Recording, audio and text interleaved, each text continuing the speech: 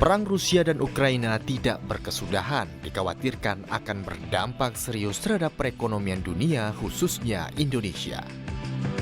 Presiden Joko Widodo dalam CNBC Indonesia Economic Outlook 2022 menegaskan, ada dampak mengerikan yang bisa ditimbulkan dari perperangan yang terjadi antara Rusia dan Ukraina, mulai dari kelangkaan energi hingga meningkatnya inflasi yang sangat tinggi. Perang yang membuat pusing semua negara. Ini akan memperdalam krisis perekonomian dunia dan meningkatkan ketegangan politik dunia. Harga minyak naik, gas naik, bahan baku pupuk naik, dan harga gandum juga naik. Inflasi tentu saja juga semakin meningkat. Menteri Keuangan Sri Mulyani Indrawati mengaku upaya untuk mempercepat pemulihan ekonomi tanah air pasca pandemi semakin tidak mudah karena terjadinya perang Rusia dan Ukraina. Sang bendahara negara pun harus putar otak mengatur APBN yang semakin rumit akibat lonjakan harga komoditas, termasuk menerapkan ekonomi berkeadilan. Di banyak negara sekarang dihadapkan pada fenomena apa yang bisa digunakan.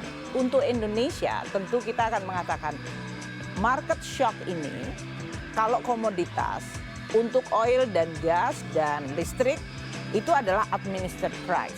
Pilihannya adalah kalau kita shock dari kenaikan bahan bakunya ini di pass over ke masyarakat, diteruskan ke rakyat, naiknya tinggi langsung jeblok semuanya konsumsinya. Maka sampai hari ini listrik nggak naik. Mungkin kita melakukan beberapa langkah seperti PLN, melakukan mereka yang tidak masuk di 450 harus masuk ke 900, yang 900 VA harus naik ke atas. Itu lebih mencerminkan keadilan, bukan karena shock tadi. Bahkan, Chairman and Founder CT Corp Khairul Tanjung menyebutkan dampak perang dan pandemi juga memunculkan sebuah fenomena baru yang bisa dibilang aneh, tapi nyata. Fenomena tersebut bernama lonely economy, yakni banyak orang yang memilih untuk bertahan hidup sendiri. Beberapa masyarakat bahkan memilih untuk tidak menikah dan menunda memiliki anak. Menjadi satu fenomena baru, banyak orang lebih memilih untuk bertahan hidup sendiri. Hal ini menimbulkan pola konsumsi yang baru. Contohnya, banyak orang yang memilih untuk tidak menikah atau menunda bahkan tidak memiliki anak.